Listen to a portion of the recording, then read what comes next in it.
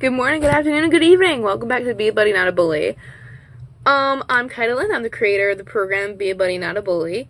And this time around, in this video, we are talking about how to help your child if they are being bullied.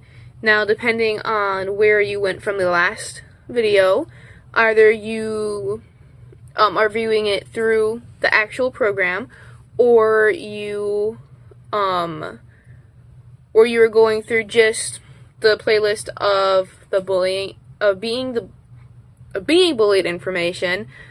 We could have talked about one of two things. One, we could have talked about either how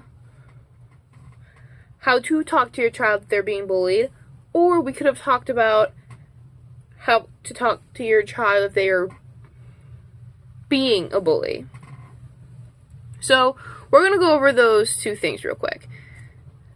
So for talking to your child if they're being bullied, we talked about creating a safe, for both of them we talked about creating a safe and calming location. And for both of them we also talked about ways to bring up the conversation. Now we talked about how to get your child to talk about it a bit more, and why you maybe want to prod a bit deeper about how their day went. So this video we are going to talk about how to help your child if they are being bullied. Now the first part of helping them is to get them to talk, which we already learned how to do. After you get them to talk, you want to contact the school or the place where the bullying is happening and let them know what's going on, who's involved, where it's happening, and how you're helping solve it at home. Never, under any circumstances, should you confront the other child's parents. While you might want to talk to them and clear things up and get answers, it can escalate very, very quickly. My sister was ganged up by her now ex-friends over a messaging app while they were at a sleepover together. Just the two girls. One girl sent a message in a group chat saying things about my sister, and she chose to ignore them, when the other girl spam called her to see if she'd seen it. When my sister said she'd seen it and was choosing to ignore it because she was tired of the other girl and what she was doing, they did not respond nicely. My sister didn't know about the sleepover and was surprised when the other girl started harassing her. She ended up ending the call and went to my mom crying. My mom went to the girl's mom, the one who had messaged first about my sister, and asked what was going on, and the other mom started saying my sister went after her daughter first. My mom then went to the other girl's dad, since it was at the one girl's house, and told him what was happening. He told my mom he didn't know that the girls were doing that, and he took the girls' phones and sent them to bed at 8 p.m., which for 6th grade sleepovers is the equivalent about a 5 p.m. bedtime, apparently. But you can see two different parents' reactions. You never really know what you're going to get. So you always go through the place it's happening at. And there are ways to help prevent it from happening, but there are a lot of different bullying behaviors.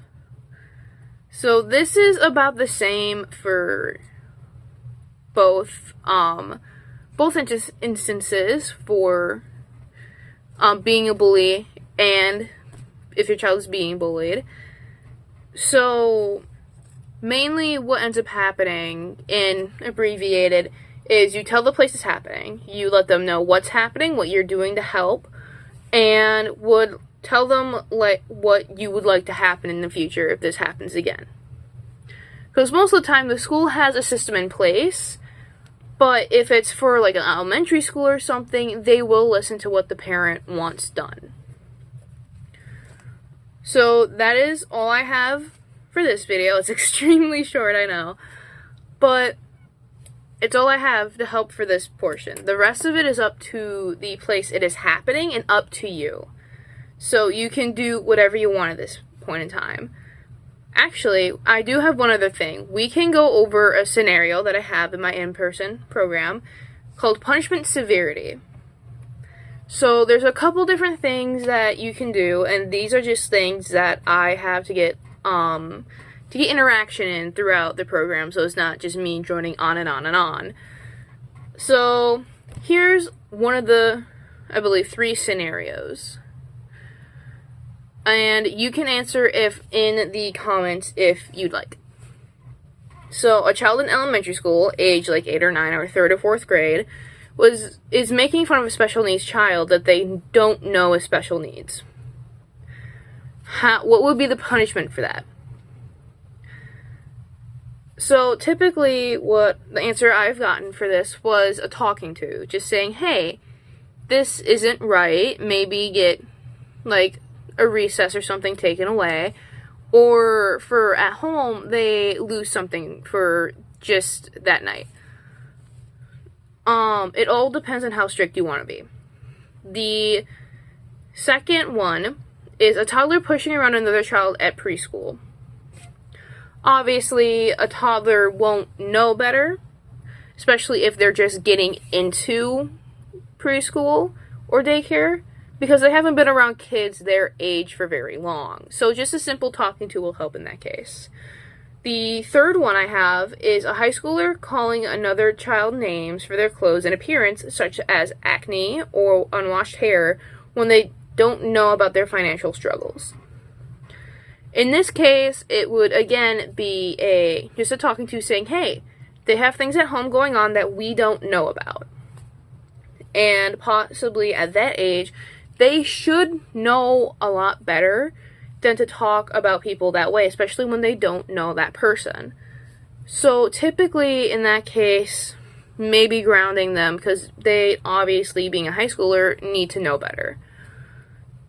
Now, if they have a mental disability, obviously that's different, because they develop differently. But how would these situations change if the child did know about the circumstances? What if the elementary schooler did know that the other kid was special needs, and what if the high schooler calling the kids names actually did know about the financial struggles? How would they change then? And that is where the main discussion comes in.